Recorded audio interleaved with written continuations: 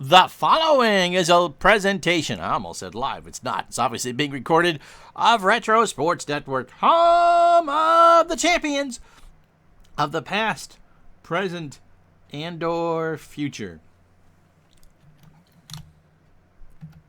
Why, hi there. I'm Ron Juckett. Welcome to This Week in Sim Pro Football, Week 2 of the 1980 season. We got some good games. We got some bad games. It was the best of times. It was the worst of times. We're going to see, well, let's see. New England and Atlanta played this week. They're both 1-0. The Bills need to beat the Jets in order to not go 0-2. Miami has a big one against Cincinnati. But the two big games this week are both AFC games. Houston and Cleveland, one of those teams is going to be 0-2 by the time this sim is done. And that's a hard hole to climb out of, even in the AFC Central. And the other one is Oakland and San Diego, which is a preview in San Diego of that year's AFC Championship. Both teams go in 0-1. The heck is that? Also, Dallas goes to Denver. Philadelphia and Minnesota hook up in the NFC. And the undefeated Tampa Bay Buccaneers host the Los Angeles Rams in a rematch of last year's NFC Championship. You ready? Let's get to it. Let's sim the week and show you the best of sim football in Week 2.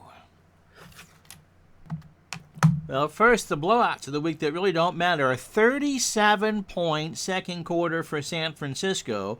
Steve DeBerg throws for 4 touchdown passes. Hey, he's actually a halfway decent quarterback. Don't let that Montana dude sitting on the bench with the Notre Dame credentials scare you at all. Big week for Bill Walsh. San Francisco goes to 1-1, 47-14. DeBerg throws for 4 touchdown passes. Let's at least show you one of those, shall we? 2 highlights of note.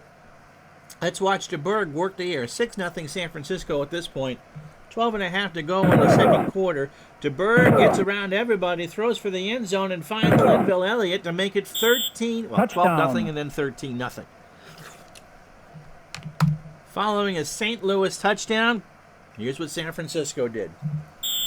O'Donohue kicks it away. You know this is going to be good, right? Owens from the goal line. It's not Terrell. It's not Corbell. It is, however, 6 points. In the eternal words of Ernie Harwell, Owens was long gone. Touchdown. As I said, the final score, 47-14. Now some games that actually have some bite to it. You can see the records here. Let's see how Cincinnati got past Miami. It wasn't pretty early. Anderson picked off by Bokamper deep in his territory, but Miami can't score. How about that? Second quarter, Miami already had 1 punt blocked, 54 seconds to go. Scoreless game at the Orange Bowl. Roberts blocked. Williams takes it to the 10. Or to the 11-yard line. So Cincinnati in the closing seconds.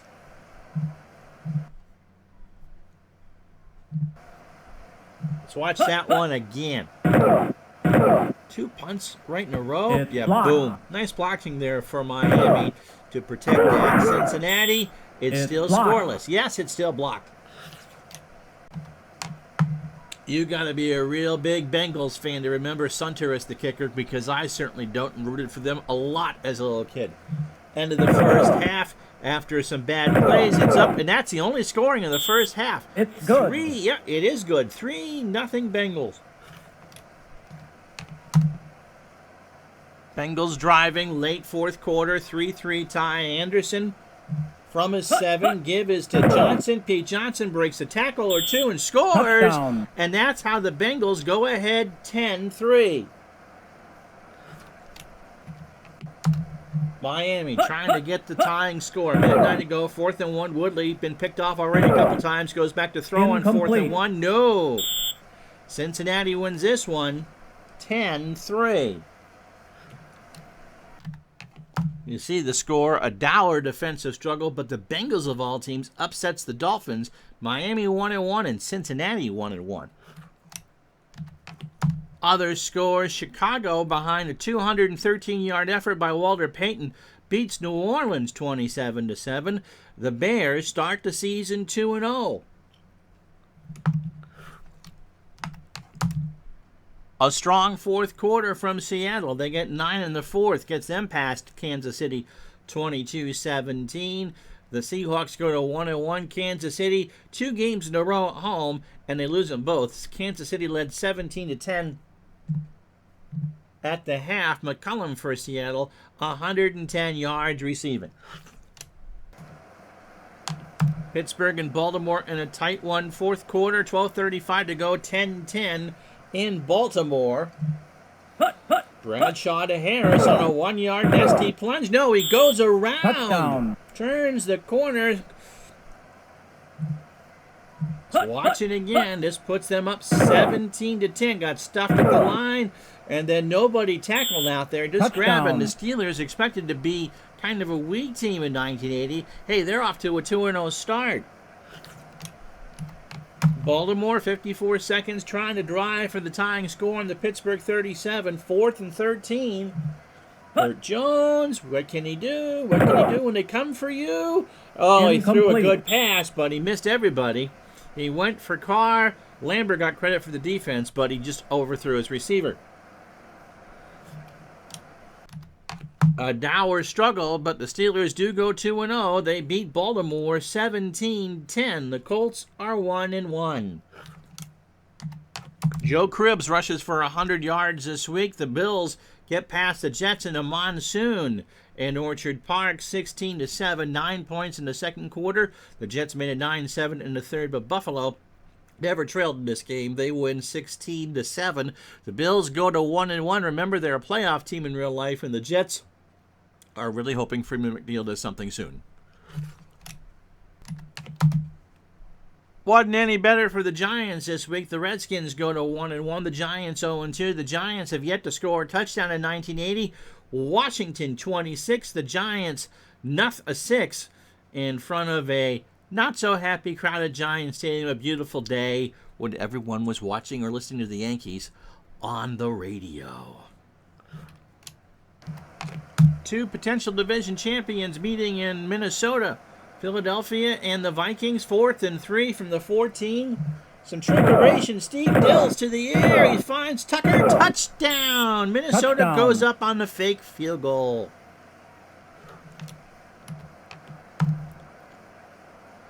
A field goal would make it 10-0 Minnesota. Then the Eagles would get into trouble.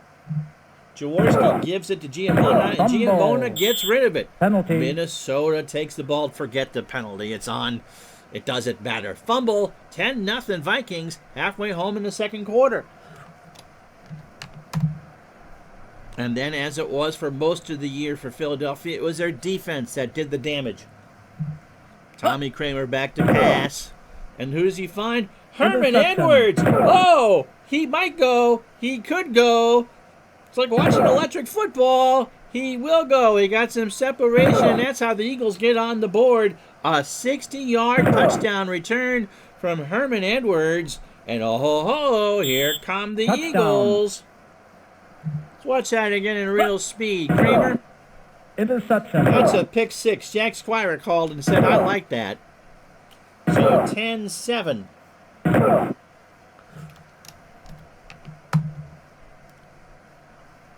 14-10 at the half. Fumble. And a fumble right off the bat by Giammona. His second fumble of the ball game. And the Vikings are sitting pretty deep in Philadelphia territory. Let's watch that again, shall we? Giammona just was stripped right there, and it's on the ground. 3 plays later, Tommy Kramer back to pass. He's looking for the end zone. He goes up top, and he finds Brown to score. Touchdown. So the Vikings take advantage of the second turnover by Philadelphia. It's about to be 17-14 early in the third quarter. And how do you follow it up? You lose another fumble. This time it's Wilbert Montgomery. He is hit hard. Fumble. Boom. And the Vikings take advantage again. They'll get a field goal out of this. It makes it 20-14. But that's the high water mark for the Vikings. 1st and 5 from the 13. Jaworski rolls. He looks in the end zone. He finds Harold Carmichael. Touchdown. 21-20 Philadelphia. Fourth quarter, again, Jaworski takes matters in his own hands. 7-step drop near sideline. Charlie Smith, 20-10-6. And the Eagles go up 28-20. Watch this again. Jaworski had all the time in the world. He trusted his arm, and Smith got open down the right channel.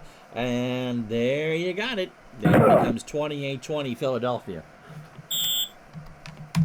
Coming off another Eagle touchdown, Tommy Kramer tries to force something to happen, and Bunting says, no, no, no. Interception. He's brought down at the 13, and the Eagles 35-20.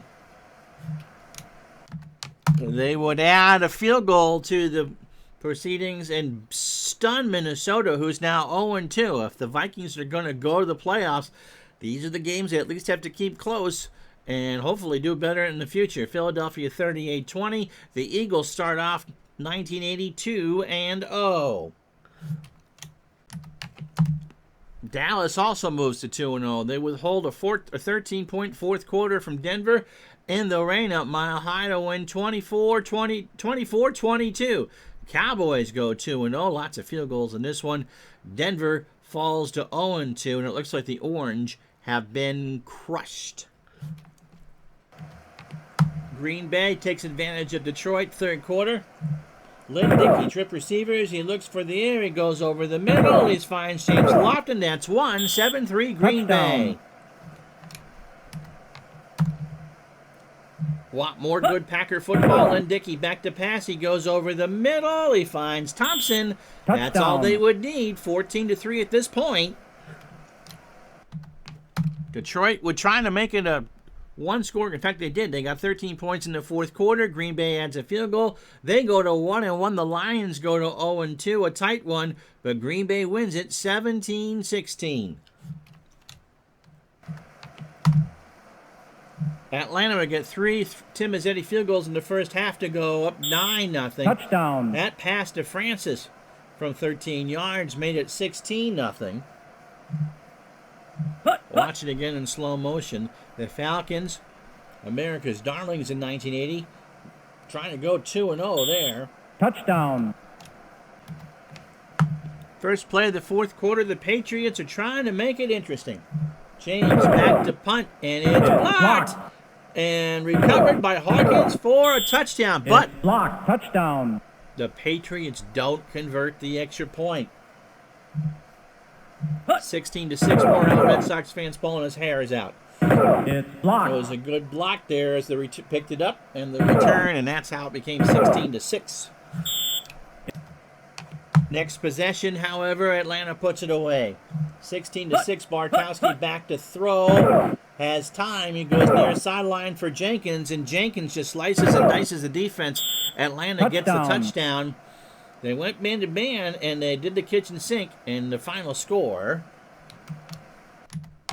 would be 30-13. Atlanta 2-0. The Patriots are 1-1, but hanging in there, especially with the Dolphins' loss to the Bengals. Now to one of the big games of the year, Oakland and San Diego. First quarter, 8:52 to go.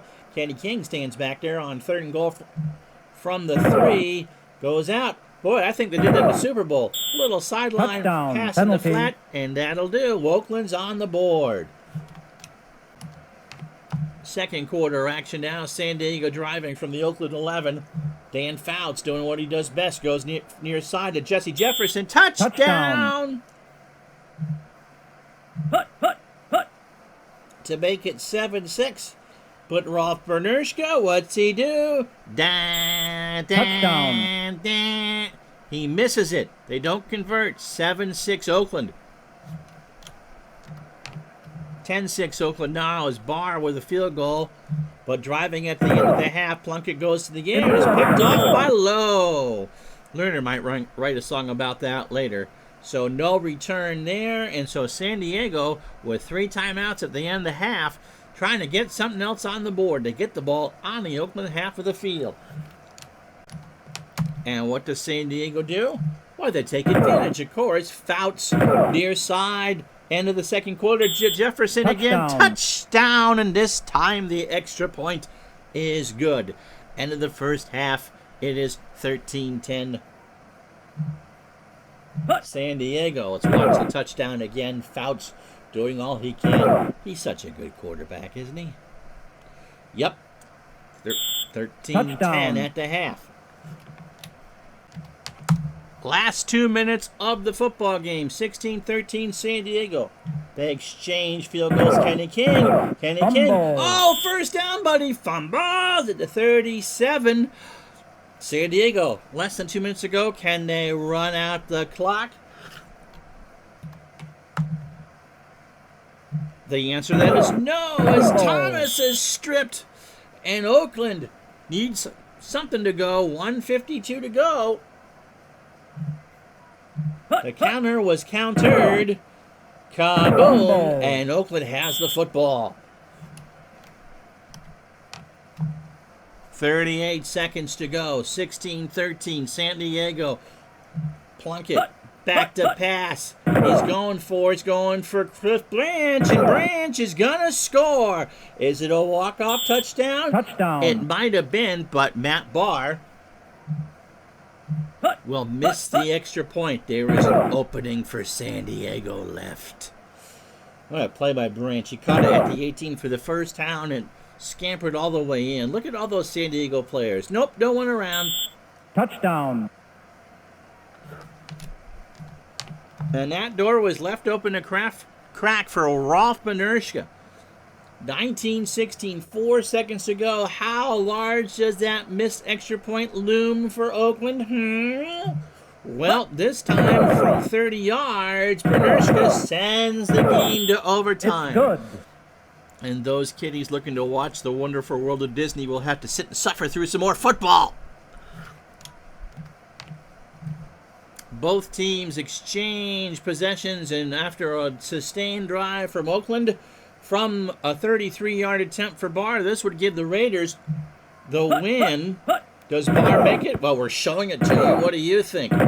Barely, but barely counts enough. Oakland wins it 22-19. Jim Plunkett throws for 308. Mark Van Eegen rushes for over 100 yards. That's a big win for Oakland. And if these two teams do meet in an AFC Championship game, the head-to-head matchup kind of suggests that it would be in Oakland, not San Diego. Rematch of last year's NFC Championship game. The Dolphins. The Rams are up 7-0 first quarter. Here's Doug Williams trying for the tying score. Williams goes up top to Haggins. Don't worry about the flag. It's on the Rams, and Tampa will tie the score. Looking at it in slow motion, Williams out of the gun.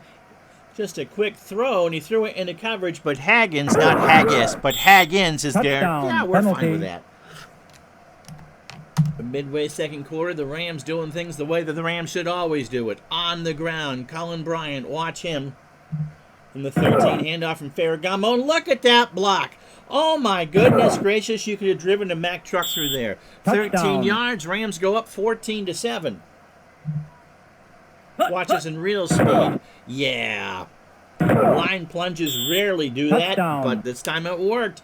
The Bucs were playing for the run, but in the zone.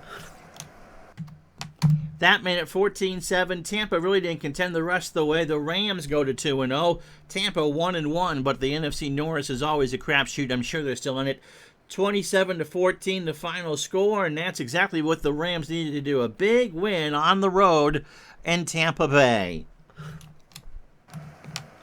Dower, slobberknocker, call it what you will. A big one between the Oilers and the Browns, and this one would be pretty tight in the first half. Why are we showing you a field goal? Because I believe this is the only scoring of the first half. Cockcroft from 31. It's good. 3-0 Cleveland. No, there'll be more scoring in the second quarter. Kenny Stabler, first year with Houston after being evacuated from Oakland, goes back to pass. 3rd and 25. Bolton. It's not a pick six, but it's a pretty good one all the way. Sometimes the prevent works. Watch it again in slow motion. Stabler just a snap throw. He had all day to throw, but he threw it right to the brown uniform. That's not a Joe Ferguson interception. That's just throwing it right to the wrong team, and that's what Stabler did. Cockcroft now to make it a 6-0 game. Last seconds of the first quarter. But blocked. Houston blocked it. Robert Brazil takes it to the 35. Let's watch that again, shall we? Cockcroft was a line drive kick, and that was easy to block. 3-0 Cleveland after one. Houston would make it 3-3 before the snake got bit again. 3:40 first half. Well, with that quick interception right there at the 35. You never want to turn it over on your half of the field. Watch it again in slow motion. Stabler. Wasn't very stable there. Again, just like the first interception, right to the wrong team. There wasn't a white jersey or a white helmet anywhere. Turn the ball over, get burned. 1st and 10, 2:10 to go. 3-3 the score. Second quarter, Sipe back to throw. He looks for Charles White out of the backfield, and White will find pay dirt. Touchdown. 25 yards out of the backfield. You can't make those mistakes. And Sipe got White short. Houston didn't tackle. They did a lot of grabbing out there, Vince Lombardi, but no tackling. 10-3 the score. Touchdown.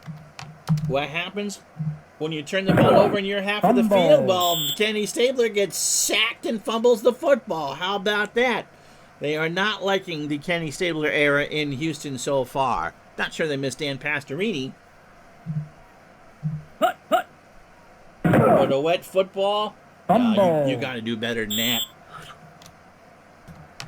Browns start at 22. They get it down to the 10, 29 seconds. All 3 timeouts. Charles White gets the pitch, gets a block. 17-3, Cleveland. Touchdown. Ooh, this isn't good for the Lovely Blue Oilers. It is good for the Cleveland Browns, as the pitch will work, and it's 17-3 at the half. Third quarter, want to salt this one away? Hey, let's try another give to Charles White. This time 2nd and 10 from the 15. 6:03 to go in the third quarter. Sipe goes near side to White. I get around you, and I'm going to score without a problem. So 24-3 Cleveland. Watch it again.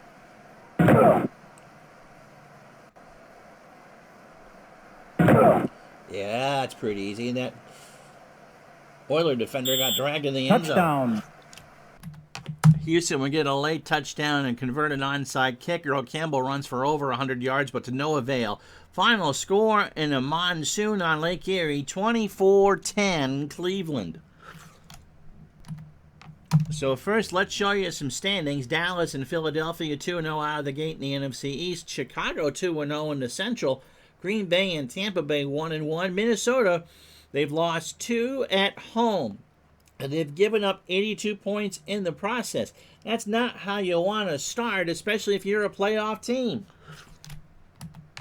In the West, Atlanta 2-0 away from Fulton County Stadium. Remember, the Braves are finishing out the 1980 season. Los Angeles 2-0. They've scored 54 points in their 2 games. 2-0 in the conference as well. New Orleans and San Francisco 1-1. Not too shabby early on. AFC standings. It's a 4-way tie for first in the East. Miami. You can't be losing at home to Cincinnati. Goodness gracious, St. Marie. Baltimore 1-1. Buffalo and New England all 1-1. 9-7 might win the division. Buffalo and New England both 1-1 at home.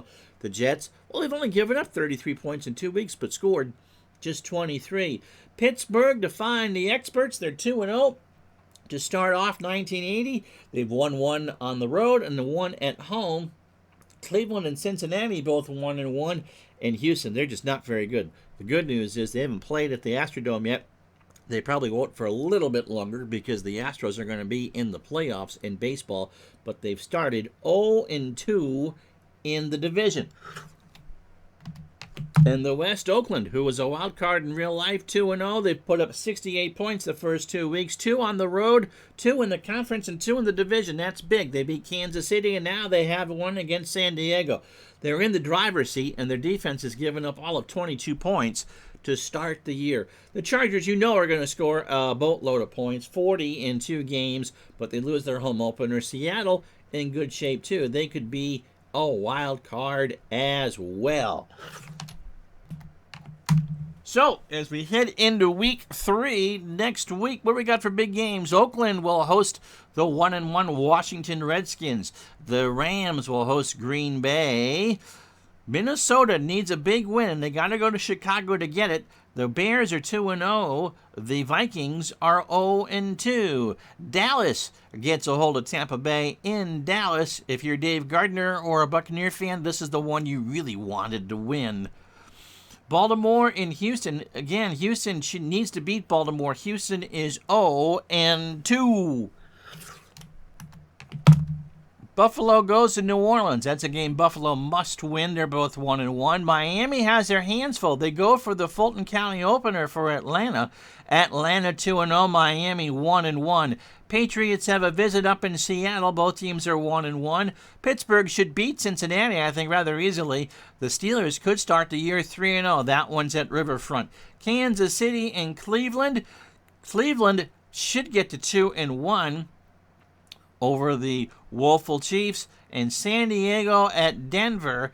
If Denver is going to contend in 1980, they need this one. San Diego should go to 2-1. And that is this week in Sim Football. I'm Ron Juckett. Join us next week for a recap of Week 3 and a preview of Week 4 of the 1980 season. Hope you enjoyed it. We'll talk to you soon. Bye-bye.